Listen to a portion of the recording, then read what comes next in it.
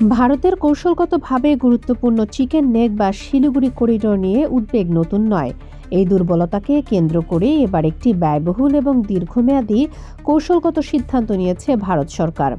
করিডোরটির নিরাপত্তা জোরদার করতে মাটির নিচ দিয়ে প্রায় 40 কিলোমিটার রেললাইন নির্মাণের পরিকল্পনা করা হয়েছে। এই ভূগর্ভস্থ রেললাইনটি পশ্চিমবঙ্গের 3 মাইল হাট থেকে রাঙাপানি পর্যন্ত বিস্তৃত হবে। রেললাইনটি থাকবে ভূপৃষ্ঠের প্রায় 20 থেকে 24 মিটার নিচে।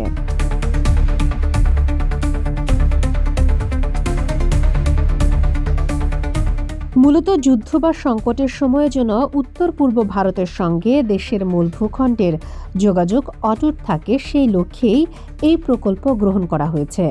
বর্তমানে চিকেন নেক এলাকার বেশিরভাগ অবকাঠামো ভূমির উপরে অবস্থিত, ফলে বিমান হামলা, ড্রোন বা ক্ষেপণাস্ত্র আক্রমণে সেগুলো সহজেই ক্ষতিগ্রস্ত হওয়ার আশঙ্কা থাকে। ভূগর্ভস্থ রেললাইন নির্মাণ হলে প্রথম আঘাতের ঝুঁকি অনেকটাই কমবে। এর মাধ্যমে সেনা পরিবহন, জ্বালানি সরবরাহ ও জরুরি লজিস্টিক সেবা সচল রাখা সম্ভব হবে।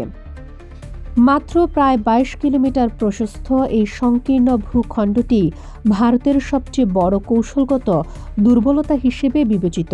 দীর্ঘদিন ধরেই এই দুর্বলতার দিকে নজর রাখছে চীন। এই করিডোরের মাধ্যমে ভারতের 8টি উত্তর পূর্ব রাজ্য দেশের বাকি অংশের সঙ্গে যুক্ত রয়েছে।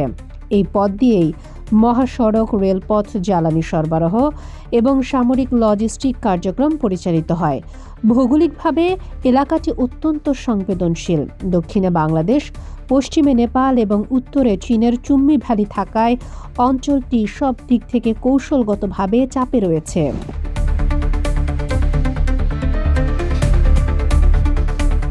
যে কোনো সংঘাত, অবরোধ বা অস্থিরতা সৃষ্টি হলে পুরো উত্তর পূর্বাঞ্চল মূল ভূখণ্ড থেকে বিচ্ছিন্ন হয়ে পড়ার বড় ধরনের ঝুঁকি রয়েছে। শুধু রেললাইনই নয়, এই অঞ্চলে সামরিক উপস্থিতিও বাড়াচ্ছে ভারত। পশ্চিমবঙ্গ, বিহার ও আসামে নতুন সেনাঘাঁটি স্থাপন করা হচ্ছে। দ্বিতীয় বিশ্বযুদ্ধকালীন বিমান ঘাঁটিগুলো পুনর্জীবিত করার উদ্যোগ নেওয়া হয়েছে।